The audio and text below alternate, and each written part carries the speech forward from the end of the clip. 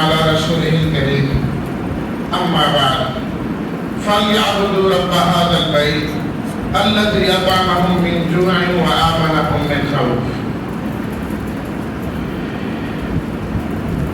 آزادی کے نعمت ہونے میں کوئی شک نہیں ہے کہ اللہ تعالیٰ نے یہ بہت بڑی نعمت ہمیں عطا فرمائی ہے.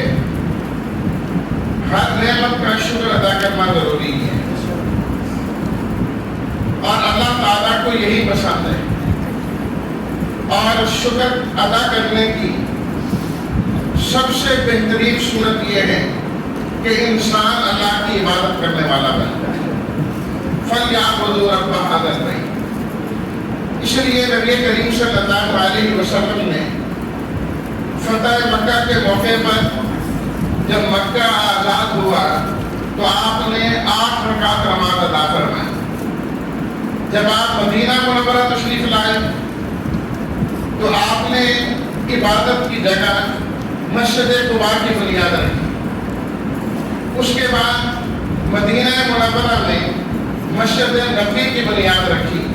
بعد میں اپنے گھر بنائے کہ ہمیں اللہ جو آزادی دے رہے ہیں، جو اللہ آزادی دے رہا ہے، اس اللہ کا ہمیں شکر ادا کرنا چاہیے.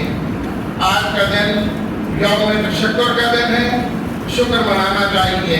مختصر وقت میں اتنا ہی ہو سکتا ہے. وآخر دعوانا